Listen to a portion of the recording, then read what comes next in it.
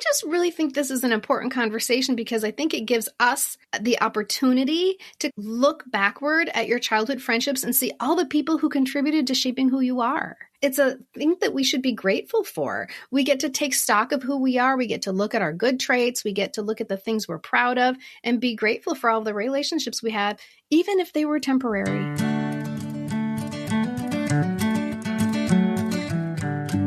Welcome to Dear Nina, Conversations About Friendship. I'm your host, Nina Badson. Today we're talking about the childhood friends who shaped our identities. I'm dedicating this episode to the Braeside crew. You know who you are. I could name you all. I'm thinking about naming you all. Okay, I'm just going to name like a handful. Jennifer, Jamie, Jill, Hillary, Susan, Laura, Leslie, Jenny and Stacy, Sarah, Melanie. I did that all from the top of my head, so probably forgot some. These are the people who were the friends of my childhood who I went to school with from kindergarten on and are just a big part of my memory. I actually do talk about a few of you in the episode. My guest is Kristin Nilsen, who is my good friend here in Minneapolis, and you will love her, I promise. She writes middle grade fiction, and she wrote this to me when she pitched an idea for an episode. Because yes, even if we're friends, I will make you pitch the episode idea. Kristin wrote in her email, "Writing a book for children involves understanding how childhood friendships work and what purpose they serve. One thing I've discovered is that they're generally far more formative than the friendships we have as adults. Most of us have had a variety of friendships in childhood that somehow helped shape our identities. I'm not talking about the best friends or the friends who are still by your side well into adulthood. This is not about hierarchy or importance. It's about people who came into your life at the right time and showed you something about yourself that helped you grow into the person you are today. These might be people you don't even have contact with anymore. It might have been brief, a camp friend, someone who moved away, but something about that person encouraged you to move in a different direction or unleash something within you that still plays a role in your life." She emailed a lot more, but I will let her speak for herself in just a second. A little more about Kristin. Kristin Nilsen is the author of a new novel for middle grade readers called Worldwide Crush, and it's so good. It unpacks and celebrates the celebrity crushes of our youth. It's technically for middle grade readers, but it's also gathering a following of nostalgic middle-aged readers like me, who are having fun reliving their own first crush experiences. Kristin is one of the co-hosts of the Pop Culture Preservation Society podcast, a podcast devoted to preserving the cultural nuggets of the classic Gen X childhood, including our first crushes. And if you're a dedicated listener of this show, you will recognize Kristin from when she was a guest here, along with Carolyn and Michelle of the Pop Culture Preservation Society, when they discussed becoming close friends at 50 and beyond. That was episode 26. So if you haven't heard it and you find yourself in a stage of life where you're kind of like, I am open to meeting new people, there's a lot of good practical discussion in there about how that happens. And it doesn't always happen immediately. It takes time. You'll hear Kristin give a lot of wisdom on that episode.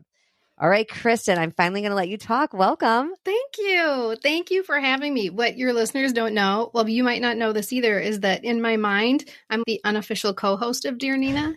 I am always in my car going, oh, yes, you know what you should do. And I'll just talk directly to my car speakers. And I love when you disagree with me. Like a couple of times you've written me and been like, I don't know about, when you and Taryn told that person to, XYZ. I have opinions. I love how much you think about friendship. I loved your point about the amount of thought that should go into the friendships in a book for kids because friendships are so important. I feel very strongly about this.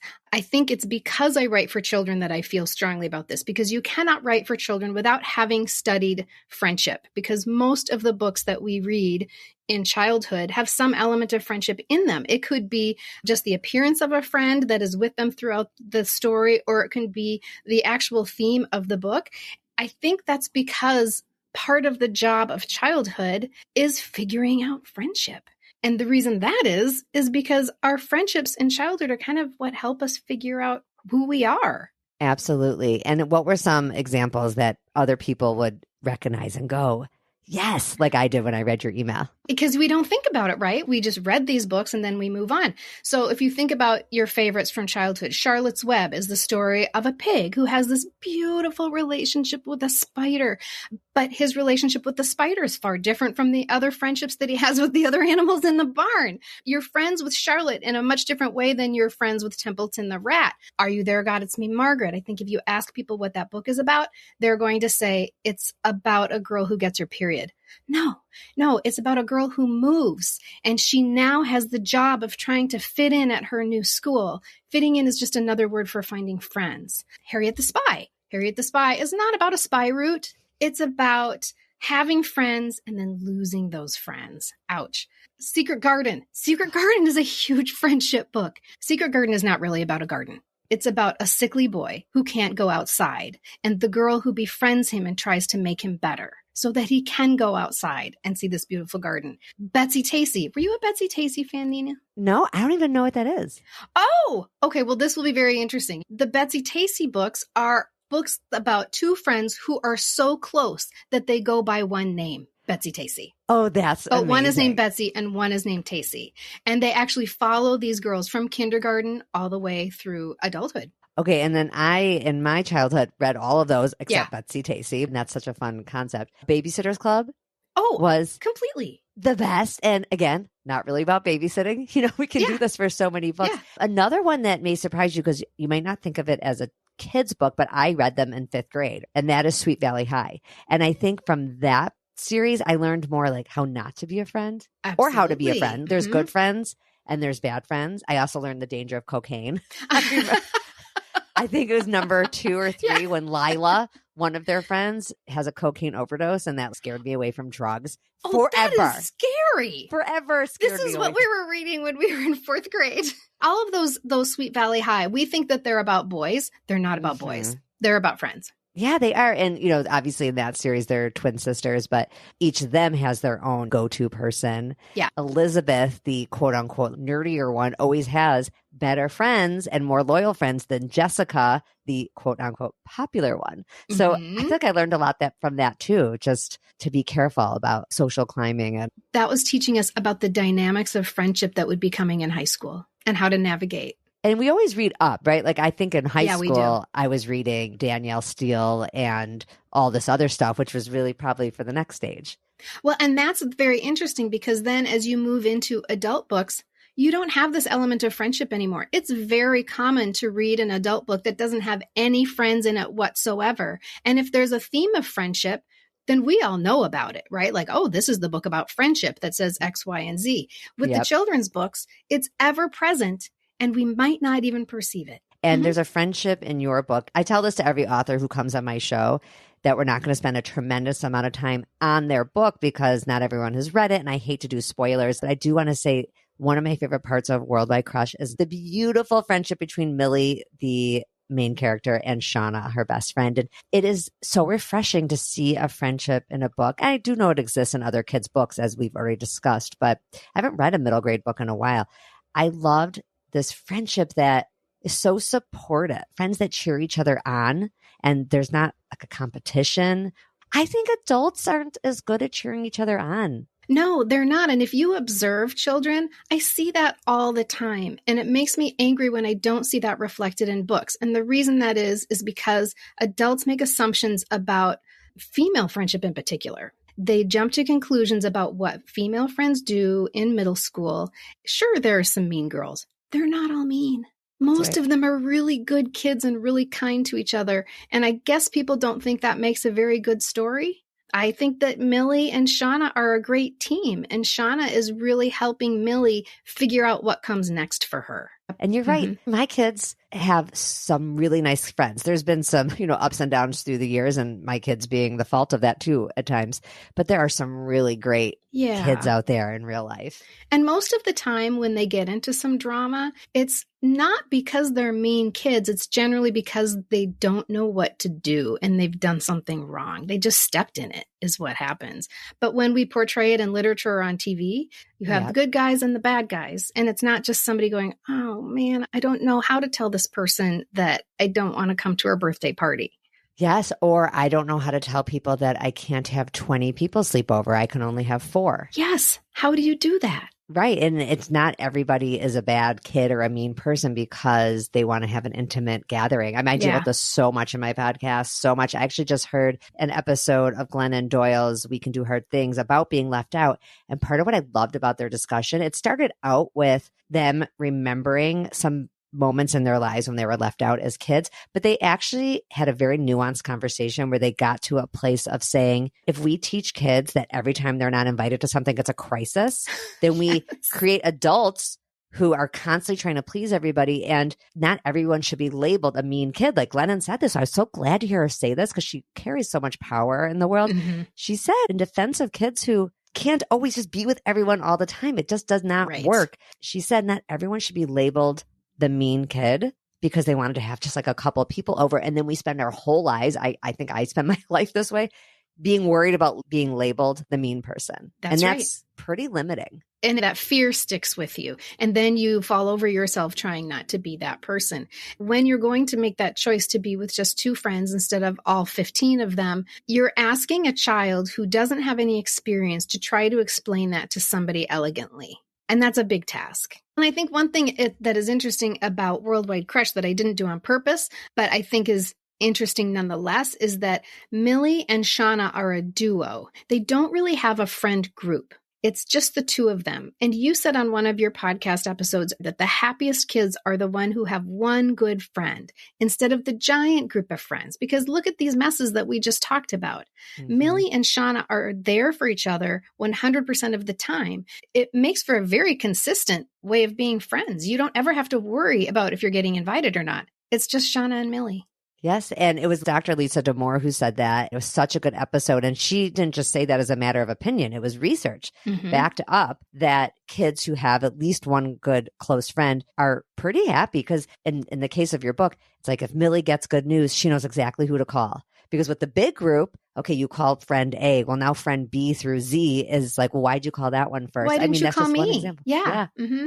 Why am I hearing about it from this one? Yeah. Ugh, it's a whole thing. She said, you always know who you're going to call. You always know what you're doing on Friday night. You always know who you're writing with. And it makes for a very secure place. Okay, so let's move on to another piece of what you wrote to me. Well, not just another, a main piece of what you wrote to me in the email really touched me. It's so funny. You can be good friends with someone and then when they write to you in a more professional aspect, you get to like see this other side of the way they think. I loved what you said about adult friendships coming to us more fully formed and the way childhood friendships are more like we're clay waiting to be sculpted. Can you say more about that? Sure. Okay. So, and I think this is one reason that we don't see friendship in adult books as a matter of course. It's a literary choice to add a friendship to an adult book, where it is not so much. You kind of have to have the friendship in a children's book. And I think that's because we come to adult friendships more fully formed. Our personalities are set. We bring a certain number of traits to the table. Not that we're not influenceable, but we kind of are who we are when we make friends when we're adults. When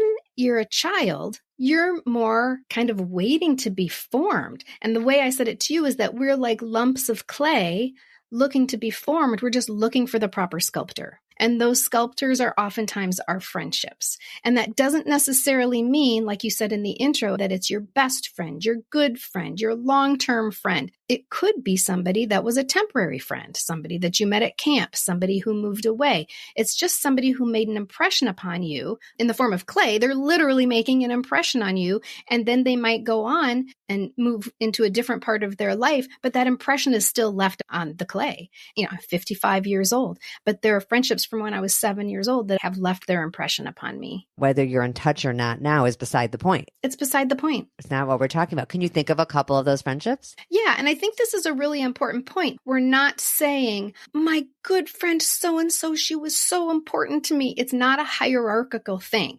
We're talking very specifically about what impact one certain person had on you. So the first one that comes to mind for me, when I was 7 years old, we moved to a new neighborhood and I met a girl named Ann Chase. Ann Chase did not wear dresses. I was still at the age where I was kind of wearing what my mom bought for me. I had opinions, of course, and I had likes and dislikes, but I wasn't really picking out my own clothes. And I didn't know that I didn't have to wear the dresses. Ann Chase basically wore corduroys and her Star Wars t-shirt all the time. every day, including Christmas and the church programs and whatnot. She wore her cords and her and her Star Wars shirt. This was a huge wake-up call for me. And this began a huge battle with my mom, of course, because my mom is picking out these beautiful little frilly dresses. She wanted me to look a certain way. What I was realizing at age 7 is I don't like the frilly, girly dresses.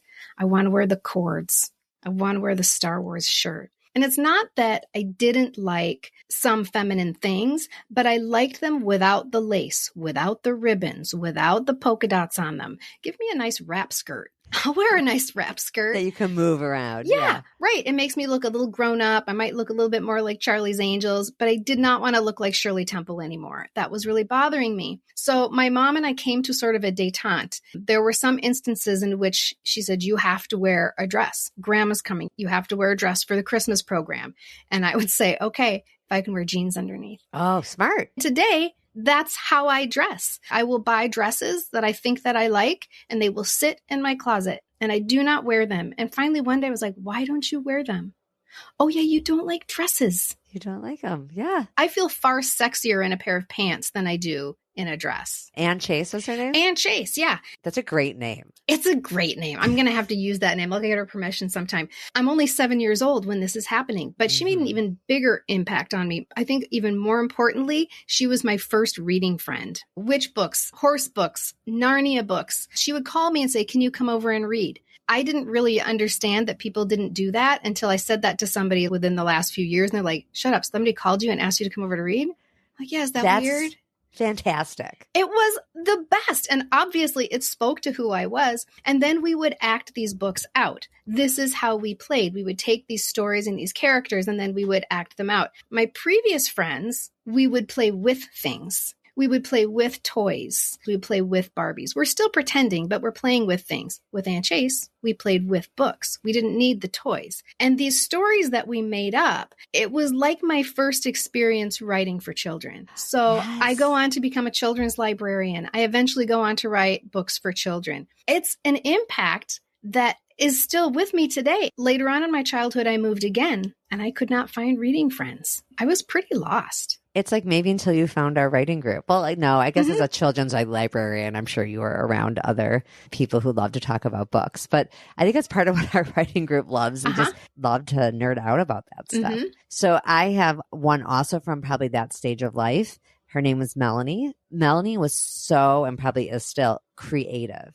I just remember her being so imaginative. It was who she was. It was part of her identity. We just were very imaginative together. We did stuff in ravines. I grew up in Highland Park in Chicago. There's a lot of ravines. She was into nature. I got poison oak and poison ivy once each playing with Melanie. My family was not very nature-y. She drew a lot. We did a lot with birds. We drew birds. We did a lot of make-believe with birds. She, I think, had a parakeet, and so I wanted one. I convinced my parents to get me one. Can you imagine? I hate animals, as you know. You got a I shouldn't pet? say. Well, I grew up with dogs. I didn't know that. Okay. Yeah, my parents rescued greyhounds, and so we had 2 greyhounds at a time at all times, which explains why I don't have. That's right. Mm-hmm. I did beg for a parakeet, and my parents let me get one. Its name was Minnie, and my parents made me keep her in my room. I had a parakeet in my room that pushed poop everywhere. Oh, God.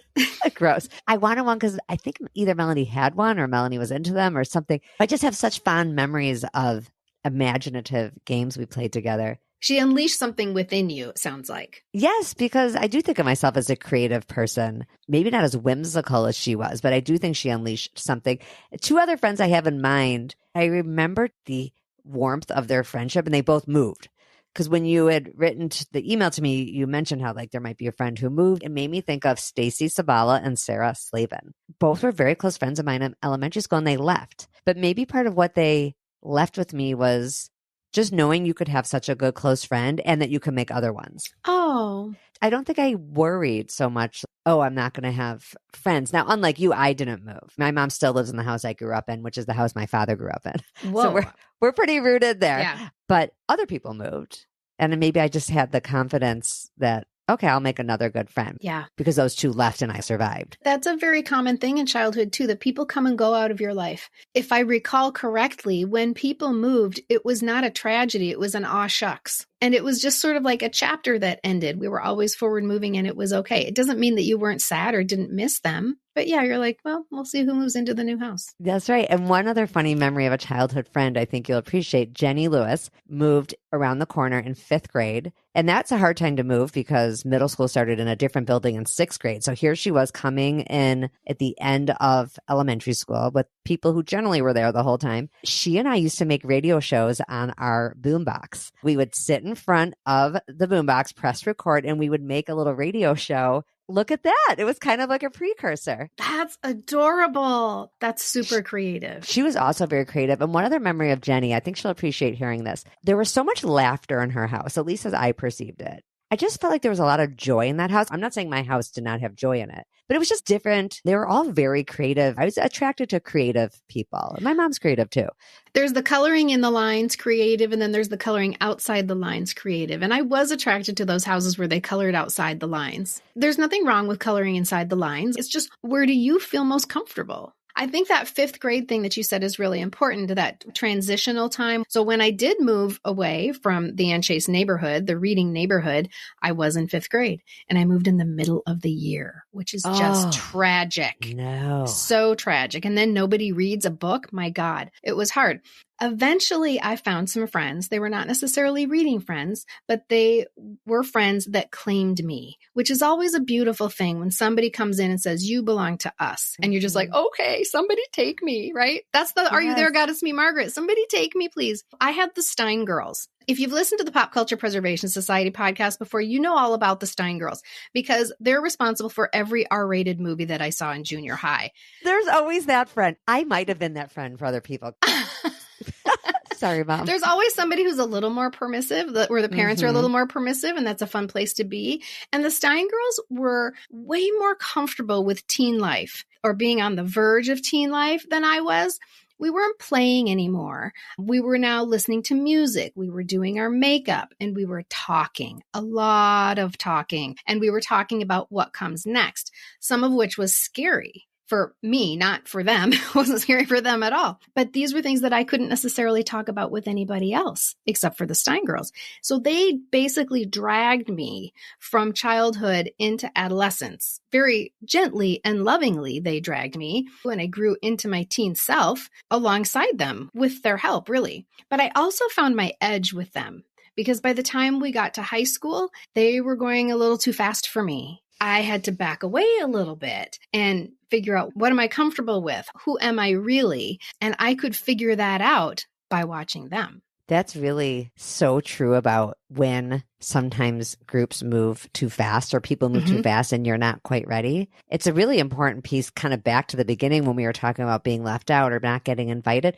Sometimes it's a blessing, actually, and kids can't see it at the time. But sometimes if you're being not invited, it may be that they perceive you're not on the same page. And it's actually better for you to find people at your own pace. Yes. And you have to trust your instincts. We have to give our kids permission to listen to what their feelings really are. Instead of listening to the feelings that say you're left out, listen to the feelings that say, do I really want to do what they're doing? Oh gosh, I wish I could get through to more parents. So many parents just insist on their kids being included. It's You're horrible. robbing your kid of finding kids who will really like them for who they are. Well, and your kid might be changing also. It could be that they were on the same page. And then as your kid starts to discover more about themselves, it's not the right fit anymore. And they shouldn't feel the obligation to continue that friendship if it's not the right one. You know, I think this relationship with the Stein girls is the perfect example of nothing happened.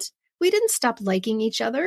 We just sort of slowly, bit by bit, started doing different things with different people. And if I saw them today, I would give them the biggest hug. We naturally went different directions based on what we were ready for. I feel that way about so many girls I grew up with. And I hope that some feel that way about me, like where maybe I went in a different direction, but it's not because I didn't like them anymore. Especially back when we grew up, it's not like you could just be connected to tons of people all the time. A lot of times you just had to be able to walk over or ride your bike. Like it wasn't so easy to be in touch.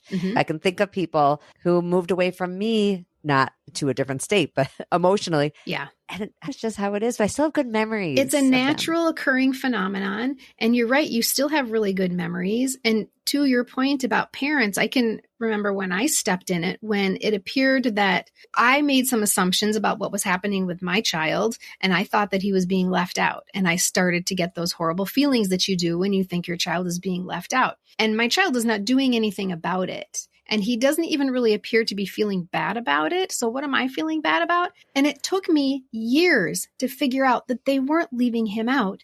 He was pulling himself out. Oh, yes. And I should have been supporting him, like, good for you for trusting your instincts. But instead, I got all weird about it. Oh my gosh, I've done that. I have done things I regret. And sometimes I worry that people see the title of a podcast episode, even if they don't listen to it. But they see it on Facebook and they're like, oh yeah, Nina really knows about that. I did the opposite. That's why I always say at the beginning of every episode, I didn't say it on this episode, but I do say it a lot, that I'm not an expert, because I love facilitating these conversations as we all learn more about friendship together, me and my listeners together. Yes. Mm-hmm. And if I had just asked my child instead of jumping to conclusions, I would have found out that those kids were doing things that he didn't really want to do. I have another friend who, good for you, kid, for like recognizing what you're not comfortable doing, because I had a friend who made me super uncomfortable. This is 7th grade. This is junior high. I'm not going to say her name because there is some law breaking involved. She was a big risk taker, which could be really, really fun.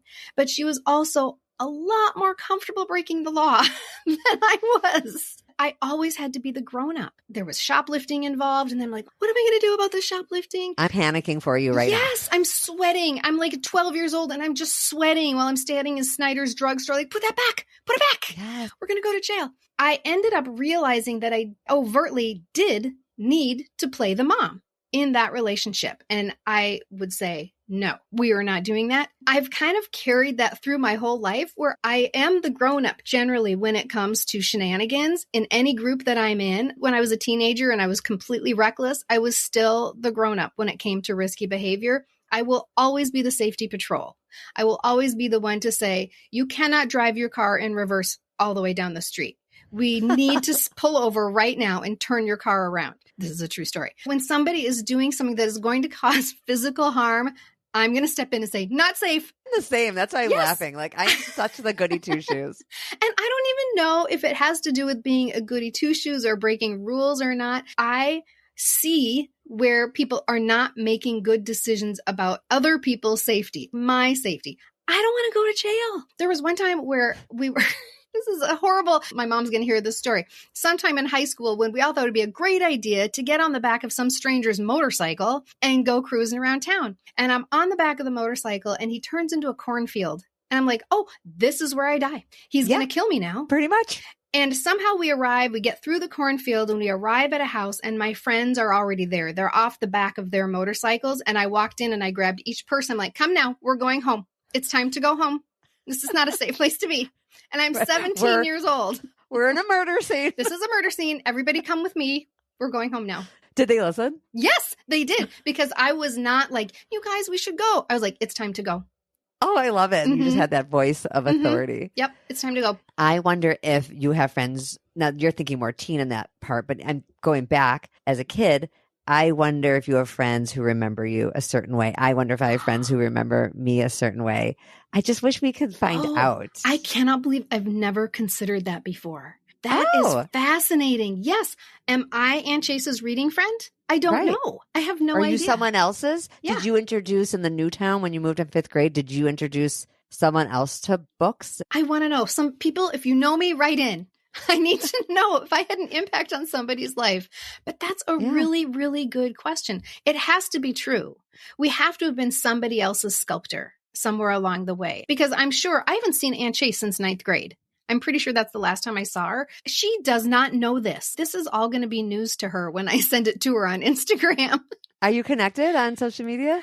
Yeah. That's really cool. Okay, I think we have to wrap up. I always like people to have a chance to not hang up and go, oh, I wish I said. Well, I just really think this is an important conversation because I think it gives us the opportunity to look backward at your childhood friendships and see all the people who contributed to shaping who you are. It's a thing that we should be grateful for. We get to take stock of who we are. We get to look at our good traits. We get to look at the things we're proud of and be grateful for all the relationships we had, even if they were temporary. It's such an important message. That would be the last thing I want to leave with, is that not everybody has to be a lifelong bestie to be important. That's right. In your life. Mm-hmm. I know we're talking about childhood, but I think we could take that lesson into adulthood as well. Perhaps you had a friend in your 20s that was an important friend in that portion of your life who's not part of your life today. Not everything is a friendship that ended. It's a friendship that drifted apart for natural reasons, and you can still have good memories of that person. You could have the friendships that stay with you. Of course, those are very special, but it doesn't diminish the importance people had. It doesn't. And it just means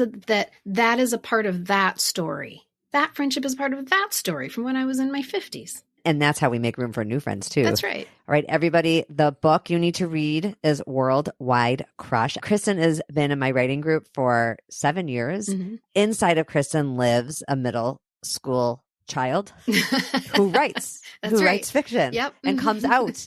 And it's amazing. And there's going to be a sequel, and I'm so excited. I can't wait to read that one. I see now how that all is ready for the next book, because I'm going to get on TikTok and talk all about the book. I'm trying, Kristin, I'm trying with the TikTok and the book. Me too. I'm trying. I'm on a little break right now because it took me down. I know. Okay, we'll talk about that offline, because I'm questioning the purpose of life. And I agree. I don't think TikTok's it. No. Right? I know. You're usually really good with boundaries. Chris and I, could go on and on because we're friends, and we won't bore you all with our social media anxiety and problems.